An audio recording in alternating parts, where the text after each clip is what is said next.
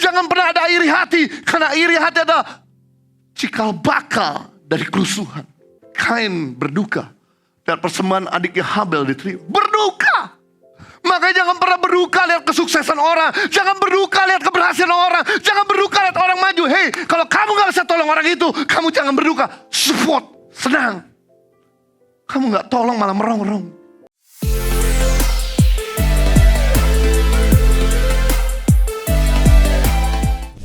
Perhentian yang keenam, wajah Yesus diusap oleh Veronika. Wajah Yesus kotor oleh darah, keringat dan debu. Semarak dan ketampanan wajahnya terasa sirna. Tepat gambaran Yesaya 52 ayat 14. Banyak orang yang tertegun memandang dia. Begitu buruk rupanya, tidak seperti manusia lagi. Yesaya 53 ayat 2. Ia tidak tampan dan semaraknya pun tidak ada. Sehingga kita tidak tertarik memandang dia, dan rupanya pun tidak, sehingga kita tidak menginginkannya. Ia dihina, ia dihindari orang. Seorang yang penuh kesengsaraan, yang biasa menderita kesakitan. Ia sangat dihina sehingga orang menutup mukanya terhadap dia. Dan bagi kita pun dia tidak masuk hitungan. Kendati begitu, masih ada orang yang bersimpati kepada Yesus, yakni Veronika. Ia maju mendekati Yesus dengan berani, siap dipukul orang-orang tentara Romawi, siap dipecut sama tentara Romawi. Kemudian dia ambil sapu tangan dan dia lap wajah Tuhan Yesus, yang hari ini sapu tangannya terkenal dengan wajah Tuhan Yesus. Dengan tindakan yang sederhana, Veronika telah menolong orang yang menderita, menghibur orang yang berduka cita. Ia memberikan contoh kepada kita dalam Roma 12 ayat 15. Bersukacitalah dengan orang yang bersuka cita, dan menangislah dengan orang yang menangis. Ada orang peduli sama Yesus. Murid-murid tinggalin. Orang mengolok-olok. Tapi ada seorang wanita bernama Veronika yang ikut berduka. Ambil bagian kecil untuk mengusap keringat dan wajah Yesus yang horor. Kenapa horor? Semalam-malaman dipecut 40 kurang 1 pukulan.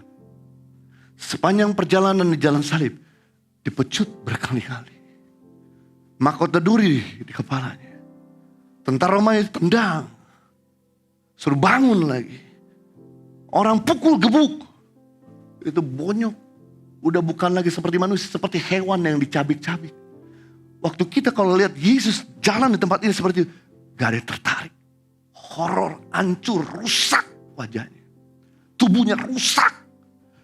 Tapi ada orang yang ikut turut berduka cita. Dengan yang berduka cita. Yesus mengajarkan, hei, berduka citalah dengan orang berduka cita, dan bersuka citalah dengan orang bersuka cita. Artinya apa? Hai, senanglah dengan orang yang sukses. Sedihlah dengan orang yang sedang gagal. Hei, jangan sampai kamu senang lihat orang gagal. Jangan kamu berduka lihat orang sukses. Kalau kamu berduka lihat orang sukses, membuktikan bahwa kamu iri. Seperti Imam Kayafas berduka. Lihat Yesus kasih makan 5.000 orang. Berduka. Lihat Yesus menyembuhkan orang lumpuh. Berduka. Lihat Yesus menolong Lazarus yang mati bangkit. Berduka. Komplain sama Yahweh. Sama Tuhan, berduka dia. Makanya dia mau bunuh. Jangan pernah ada iri hati. Karena iri hati adalah cikal bakal dari kerusuhan. Kain berduka dan persembahan adiknya Habel diterima. Berduka. Makanya jangan pernah berduka lihat kesuksesan orang. Jangan berduka lihat keberhasilan orang. Jangan berduka lihat orang maju. Hei, kalau kamu gak bisa tolong orang itu, kamu jangan berduka. Support, senang. Kamu gak tolong malah merongrong. Bersukacitalah dengan orang bersukacita. Seperti Veronika.